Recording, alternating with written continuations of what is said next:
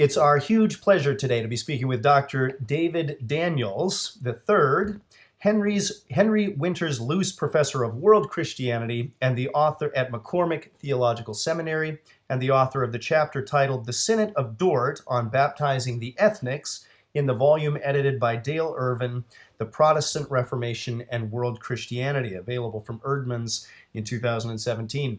Dr. Daniels joined the faculty of McCormick Theological Seminary in 1987, was inaugurated professor of church history in 2003, and has been an ordained minister of the Church of God in Christ since 1980. Dr. Daniels, we're honored to be speaking with you today. Thank you. It's an honor to be here interviewed by you, Dr. Armstrong. Dr. Daniels, as we begin, in your recent contribution to the book, The Protestant Reformation and World Christianity, in what ways do you see the Long Reformation, that is the Reformation and its aftermath from about 1500 to 1700, in what ways do you see the Long Reformation as being more than a European event? That's a great question, and that was really the purpose of this volume. Within academic studies, there's a discipline called World Christianity, which seeks to look at Christianity as a global phenomena and not merely a regional phenomena or a Western phenomena that then spreads around the world. And so my chapter focused on the Synod of Dort, which will be celebrating its 500th year of the beginning there in Holland next year. And at the Synod of Dort in 1618, I should say 400 years, at the Synod of Dort in 1618, in addition to them discussing total depravity, unlimited atonement, they also, before they got to that doctrinal part of the discussion, had a discussion on whether children that are born of people in the global south, in this case, a letter had come from Batavia, which was the colony of Holland in what's now Indonesia. And from that colony, they asked whether the children that were born of what we would now call Indonesian women or of Indonesian couples, whether those children could be baptized. And they were also interested in marriages between Europeans and Indonesians, and also concerning whether their children could be baptized. And the English, the Synod of Dort was an international conference, so there were people from who were Swiss, from Switzerland, from Germany, from Britain, that attended there in Holland. And in this conversation, there's an account of it by the English, who were, again, delegates there, who said that, number one, these people from the global south are ethnics, meaning they're not heathen, they're not pagans, but ethnic became the term to describe those who were not Christian or Jewish or Muslim. The next thing was that the Synod of Dort was divided over that. But what was a key learning for me is that the English and others who supported the baptism of all children, regardless of whether they were born of Christians or whether they were born of people that, again, the English call ethnics, that there should be no difference made. God is no respecter of persons. And so other questions that would follow would be, if you cannot baptize them as infants, when can you baptize them? And so then the discussion was they could be baptized at around the age of 12 years old, the age of discretion or the age of consent. This debate then has a pastoral issue that's being that's being developed in the global south, in this case in Asia, in particular in Indonesia, or what becomes Indonesia. And that now is key to us understanding the Reformation as it has moved into the 17th century.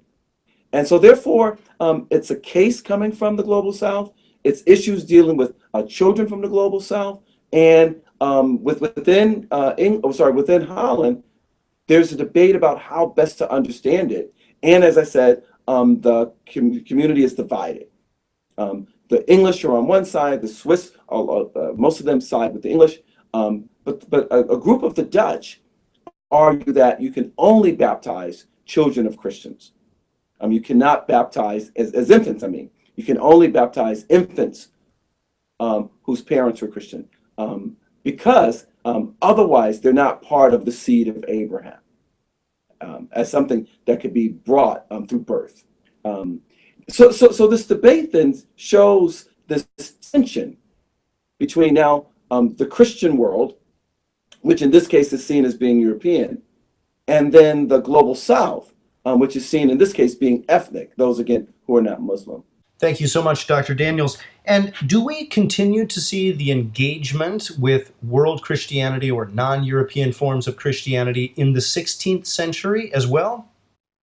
We do, we do. One of the fascinating things is that, as many people know, while next year we'll be celebrating the 400th anniversary of the Synod of Dort, this year we're celebrating in 2017 the 500th anniversary of the Martin Luther nailing the 95 Theses on the Wittenberg door, which many see as the beginning of the Protestant Reformation.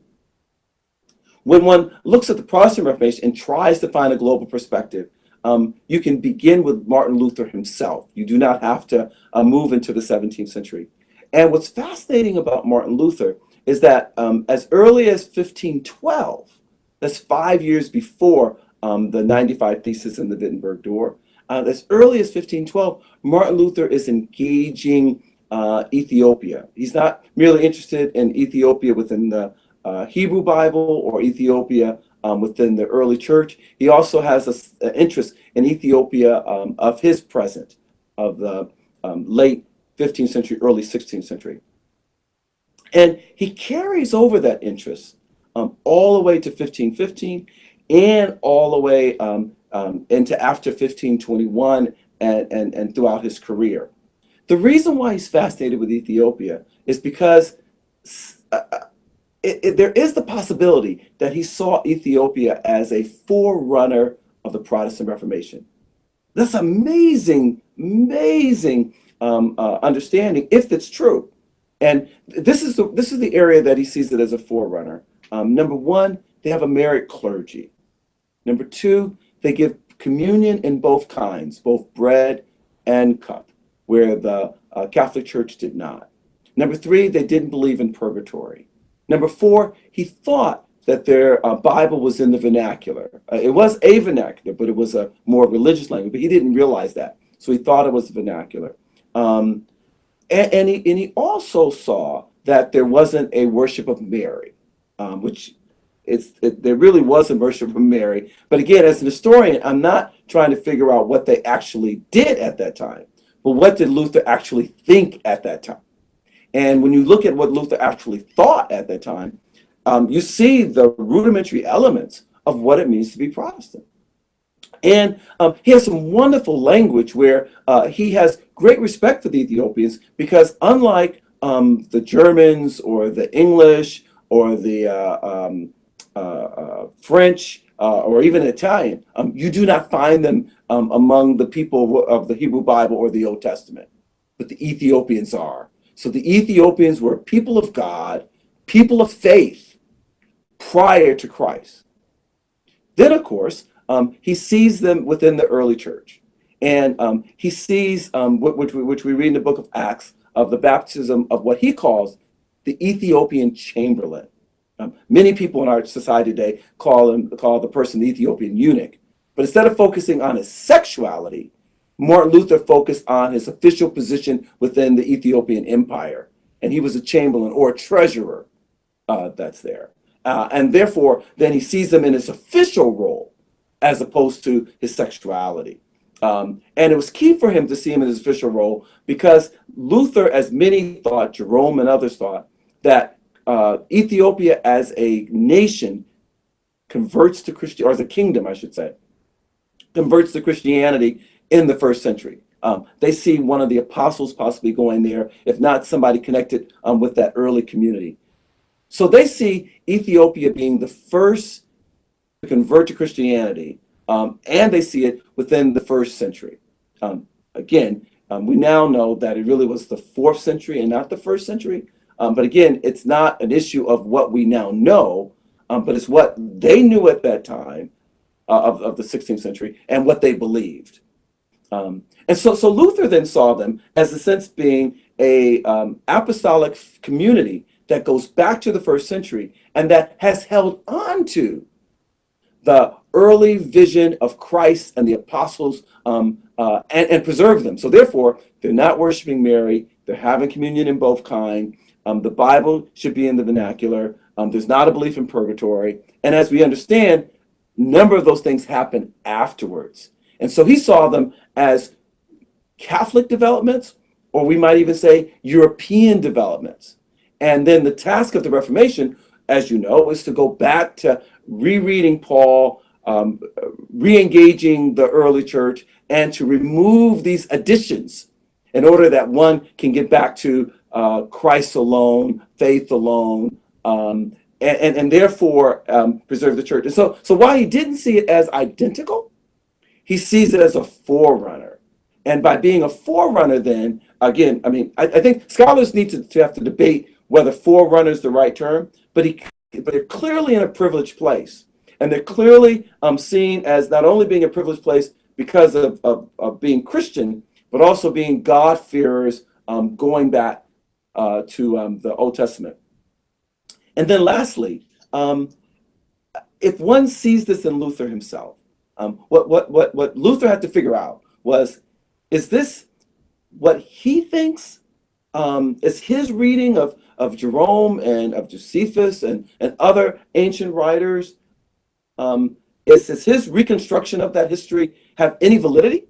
And as you know, Luther never leaves Europe, so he doesn't have a chance to visit Ethiopia.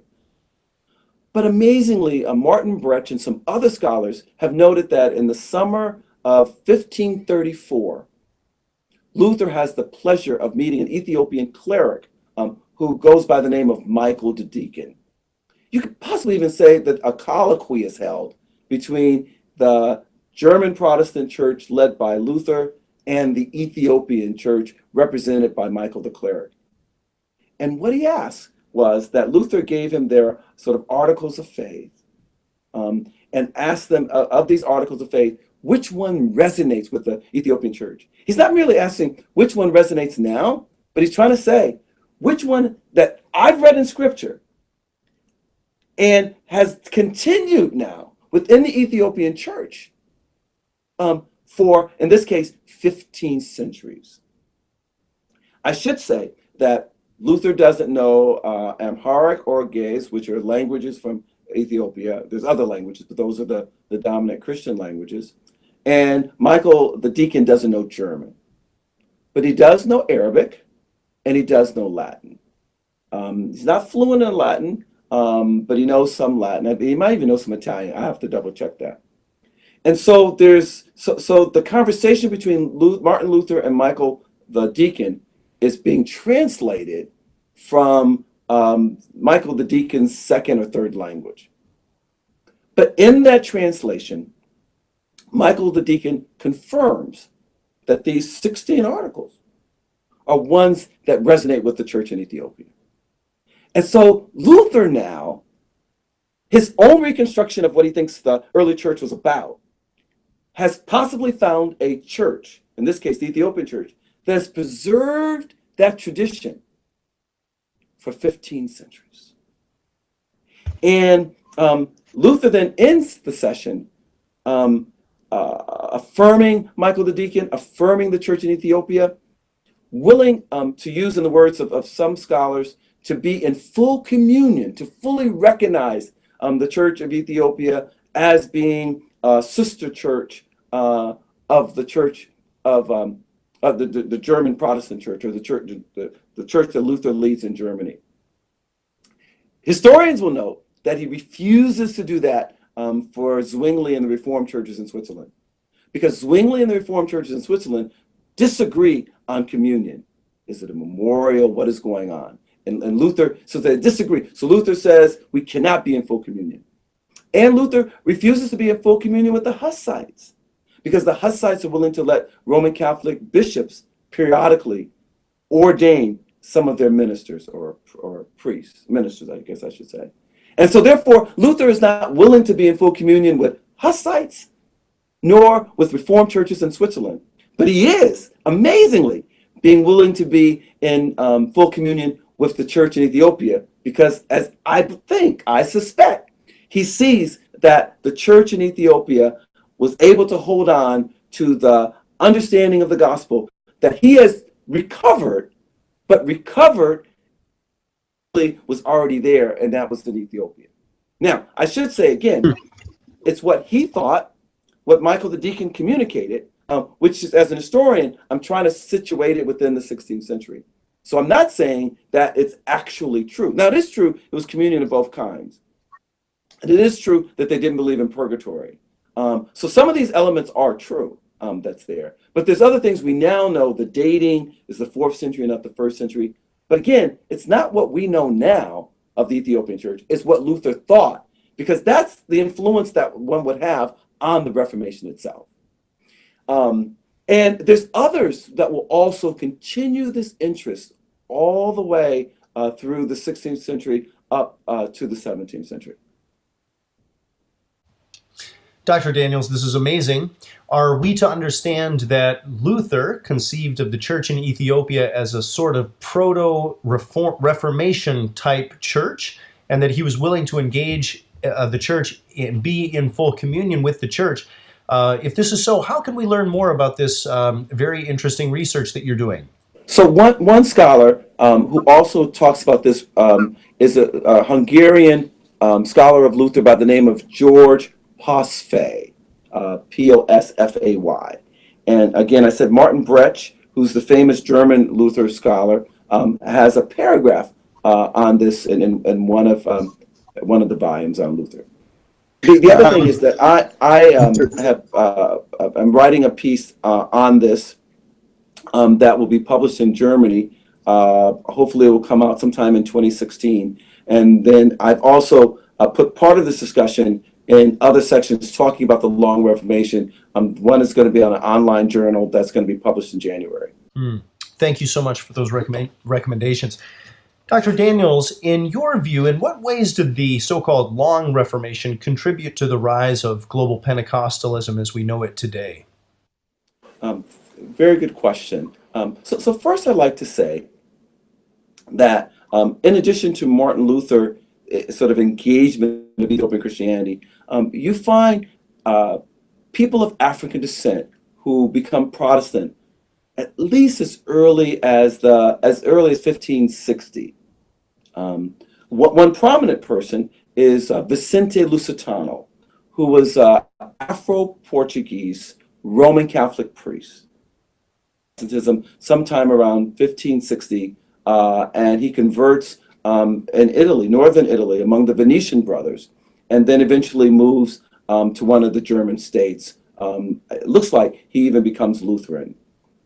Then you have Protestants within England as early as 1560s. These are Africans who've come to England. They're often baptized as adults, and then they get married within an English Protestant or Church of England congregation or parish. And then there's even accounts of their funerals also within the church. And one of the most amazing stories for me is a Liberian king, or king in a kingdom that's in Liberia, who around 1610 wants his son to be baptized within the Church of England. And so he sends his son on a ship that is engaged in trade between England and Liberia around 1610. And his son arrives safely within England, and then his son is baptized after about a month. He's interviewed, he must know some English because he's interviewed on the key doctrines of the faith, and then he's baptized. And so you have, and so this is, to me, anticipating, I think, one of the key aspects of Pentecostalism. Number one, that Christians in the global South who are Protestant, of course, there are also Christians in the global South who are Catholic, are not necessarily the product of the 19th century. It's not the modern missions, so-called missions movement, or even the 20th century, but you have already an interest within Christianity, an interest in Protestantism itself, going back to the 16th century, including, in this case, people of African faith. People of African descent, as well as You have some that are people of Asian descent, as we will get to with the Synod of Dort. So the Long Reformation has us reframe that history. Instead of it merely being Europeans going to the global south, you have in some cases people, for what we now call the global south, living in Europe in the 16th century during the time of the Protestant and Catholic Reformation, and being present within some of the deliberations, being present within the communities that are there. And some among the trajectory we know of, Catholics becoming Protestant. Luther is the classic one. But you even have people of African descent who are Catholic becoming Protestant in the 16th century. So those are reframing the discussion. It's not merely people in Europe going to global south. You have people in the global south living in Europe who are already Christian, engaging in some of the issues that are there. The second part of the reframing is that the Liberia situation, or this kingdom in what we now call Liberia, shows the initiative on, in this case, the African side. The king is interested in his son becoming baptized in the Church of England. The king sends his son on a ship. The son arrives, and the son is received, and the son is baptized. And so that's the turning of the story. That's the leadership coming from the people, and not merely from foreigners from another continent, whether it's North America or Europe. So that opens our eyes to changing the discussion. It's not merely a product of missionaries, but in some cases, the initiative begins on the side of people within these localities. Indigenous people, people indigenous to an area, probably a better way to say it. The next thing with this sort of long Protestant Reformation is that there are also discussions of who are the underlying agents that's there. And if you have then people who have contextualized Christianity to their communities, in what ways have this contextualization occurred? So one of the prime places, again, in this Long Reformation are African Catholics from Kingdom of Congo or the Kingdom of Angola, who unfortunately become victims through the so-called Middle Passage, the transatlantic slave trade. And so they are, through forced migration, brought to the Americas. But there are accounts, again, going back to the 16th century, where within parts of South America, they seek to continue to be Catholic, even though they are thousands of miles away from home. There's some maroon communities where these Africans break away. So one is Esmeralda, which is within now the area of Colombia or Ecuador in South America. And then in the 17th century, there's Palmares, though it's a maroon community, totally independent politically from European powers. The church is present. And in Esmeralda, in that maroon community or kingdom, they are seeking a Catholic priest to come to baptize their children. In Palmares, they have people functioning as priests. That's their church in the middle of the square or within one of the towns in Palmares. Well, if one shifts forward, my argument, or at least my suggestion could be, that we should say then, are the descendants of that form of Christianity in the 17th century, 18th century, 19th century, do they serve as a trajectory in which people are not converted by missionaries that come in the 19th century, but they're families that have already been, or lineages that have already been Christian, in the case of the Congo, going back to the late 1400s. And then more numbers increase in the 1500s. And then spreading to the Americas in the 1500s and 1600s, and then 1700s. Are they carrying an understanding of the faith? Initially Catholic, but by the time you get to the 1700s, a number of the, even in the 1600s, a number of these Congolese, Angolan, Roman Catholic Christians become Protestant. There's a group within what becomes New York when it's under the Dutch, as a Dutch colony, New Netherlands, or New Amsterdam as the city. They convert to Protestantism, and these families will continue even till today. There's a group in Virginia, among the first Africans to arrive. They will continue to today. There's even as late as the 1700s, there's a group within what becomes South Carolina. They will also be recognized by the Anglican priests as being Catholics from Angola who are Christian. And what he's asked for, his name is Francis Lejeune. What he's asking for is that they denounce the Roman Catholic Church, but he recognizes they're the Christian, and he doesn't require them to be rebaptized. He just wants to make sure that they understand the catechism, Protestant catechism, so that they can reject Catholicism, in this case, so-called veneration of Mary, purgatory, and other elements that are there, and accept the Protestant. So again, he knows he's not converting them to Christianity. Like, again, Martin Luther and Calvin and others, he's getting them to switch from Catholicism to Protestantism. And again, this is 1700s. So the argument could be that they lay the foundation for forms of Christianity within the Americas, as well as forms of Christianity in Africa. So by the time you get to the 20th century, it's not merely the injection of something that's totally alien, but it's the continuation, intersection of something that was already there. Now, clearly, there are parts of Africa that Christianity was not introduced to, in the 19th century. And so the missionaries were key to introducing it. But I'm saying in areas where they were, and in areas where people migrated to other areas, either voluntary or forced, that we need to look at that as a possibility. And then in the late 18th century, 1700s, of course, there's a group that comes from this area, a small group of them, that comes from this area in South Carolina. Again, having this Congolese, Angolan ancestry. Other groups come in from West Africa in particular, but also some from Nigeria. But this Christian element cannot be underestimated.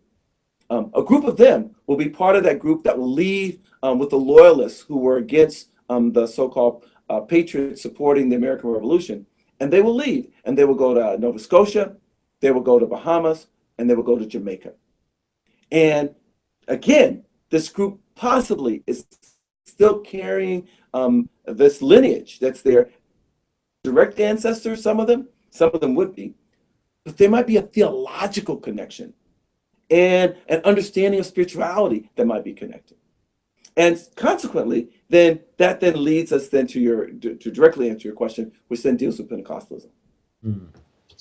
Dr. Daniels, thank you for that response. Many commentators look at the ministry and lives of the classic reformers, Martin Luther and John Calvin, and note that they seem surprisingly little interested in missionary activity, especially when we consider that the Jesuits were founded in the year 1540 and began to attempt to reconvert the entire world to Christ, or to those parts that were Protestant to bring them to the Catholic Church, those parts that were unconverted to bring them to the Catholic Church. What's your view? Are Martin Luther and John Calvin really so absent of missionary mindedness and activity? A great question. First of all, I want to say, again, as I mentioned, that there are Africans and a few Asians, but there's a number of Africans and people of African descent that live in Europe in the 16th century. So, for instance, there's a few scholars that say there's anywhere from 100 to 200,000 Africans in Europe. Most of them are in Portugal. There's another group in Spain. There's another group in Italy. Benedict the Moor, for instance, comes from one of those families in Sicily. And then there's a group in England. And the English numbers will get to a place that Queen Elizabeth I will say there's too many Africans within London, and she wants them deported. And but interestingly, she's not asking them to go back to Africa. She wants them to go back to where they came from, which in her mind was Spain and Portugal.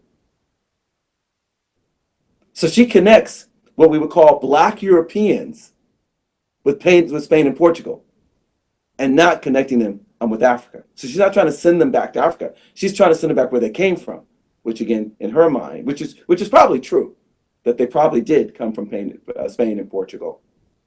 For me, there's this question here, which is, before we ask Protestants to go to other continents, are Protestants open to welcoming often Catholics who are of African descent into the church?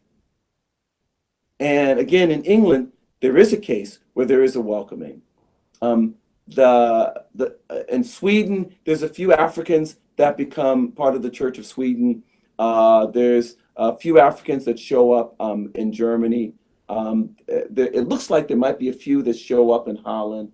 But that's the key question, because part of the question is not merely are we willing to travel, but are we willing to say that the church community can accept people of another race?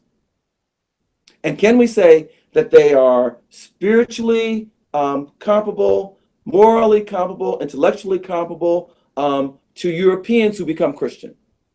Or in this case, Europeans who become Protestant?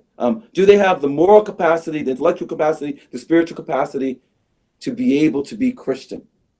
And in cases that I mentioned in Church of England, the isolated cases within the Church of Sweden and others, the answer was yes. And then when we get to the Synod of Dort, the answer is yes. And in a way, you have to answer those questions, I think, before one then goes into other lands. Now, the direct part is, so first, are they willing to engage the Africans that are in their midst, or on their continent, I should say? They're not necessarily, if you're in Sweden, if you're in Switzerland, there's not a large number, but engage them on the continent. And then the second one is, if you go to another land, how do you understand them? How do you relate to them? And initially, at least, Protestants had an interest, some Protestants had an interest, but they didn't mount a campaign. So there's the French Huguenot group that goes to Brazil, but it doesn't survive.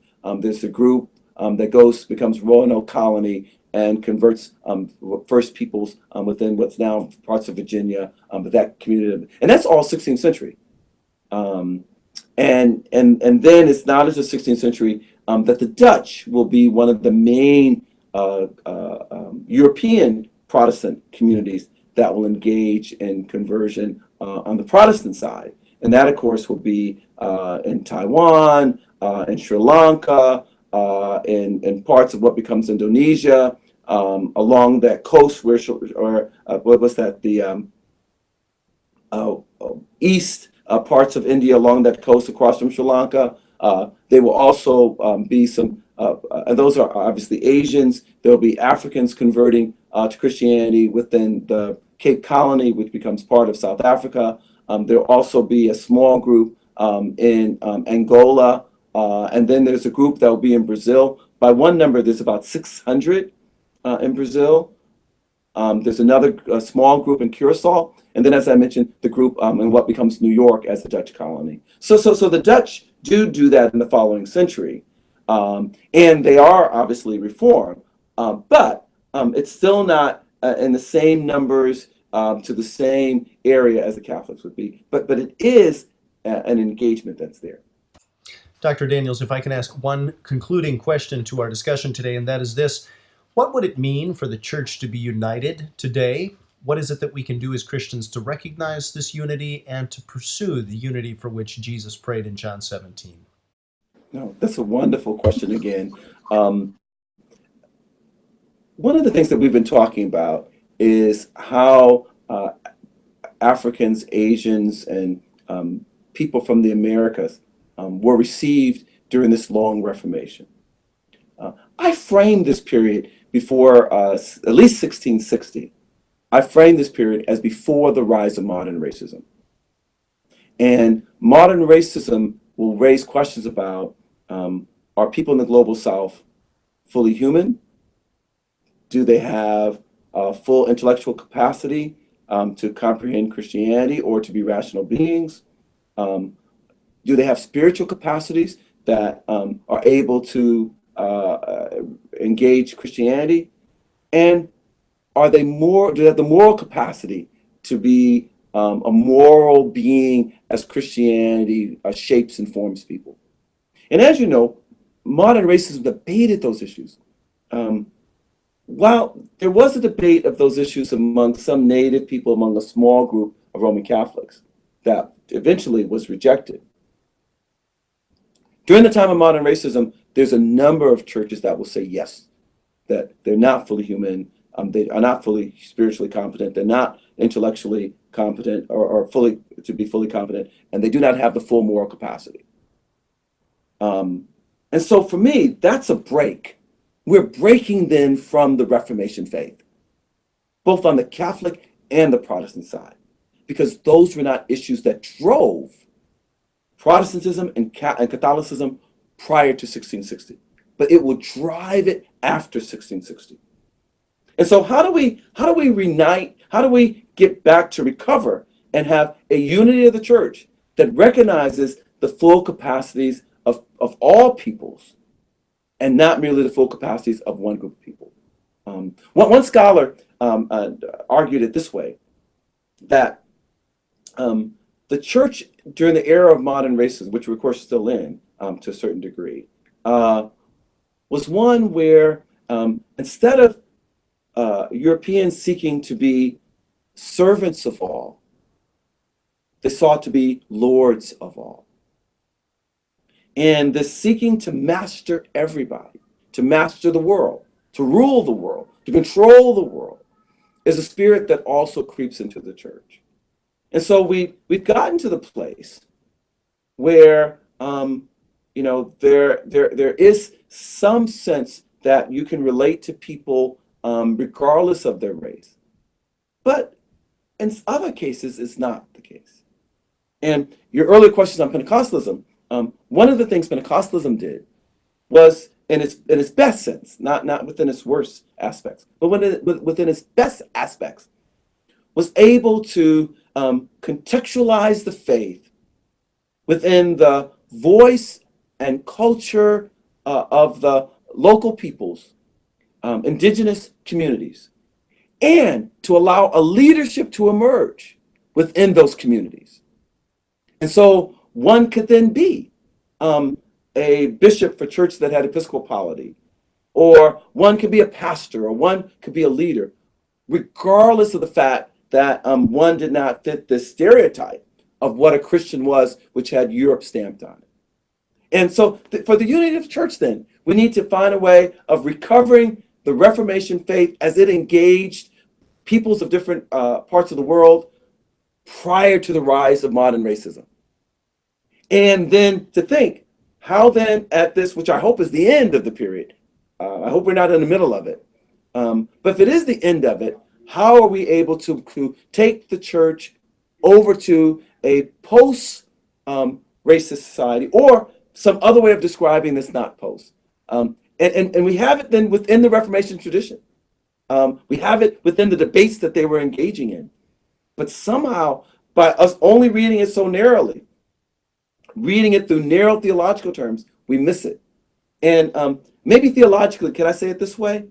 That it's the discussion that some of the Reformed churches have introduced, that there's a link, and maybe Catholics have too, liberation theologians in particular, but at least the Reformed churches have introduced, there's a link between justification and justice. And in this link between justification and justice, that those that are baptized in the faith must be related in a just way, not only within the community of faith, but also within the church. And so in a way, we're describing, if I am African or if I am Asian prior to 1660, I then can be baptized.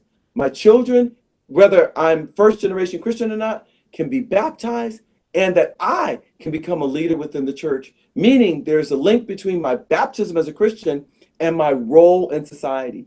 And then, as you recall, there was a debate about whether people who were baptized can be held as enslaved people. And the answer, of course, would be no. You cannot enslave a brother and sister of Christ. But of course, in modern racism, the answer was no. We sever, in a sense, justification and justice. And we say, yes, they can. So what does that mean in the 21st century? That how then do we treat all people who are baptized? And of course, living out our baptism, how do we treat everybody else? And this link between justification and justice must be key. It's been our delight today to be speaking with Dr. David Daniels, the third Henry Winters Luce Professor of World Christianity at McCormick Theological Seminary and contributor to the volume that we've been discussing today, The Protestant Reformation and World Christianity. Thank you so much, Dr. Daniels, for your time this morning. Thank you so much, Dr. Armstrong. It's been a pleasure, and it's been a delight both to engage these questions and to possibly be able to be in dialogue with those who are your listeners and viewers.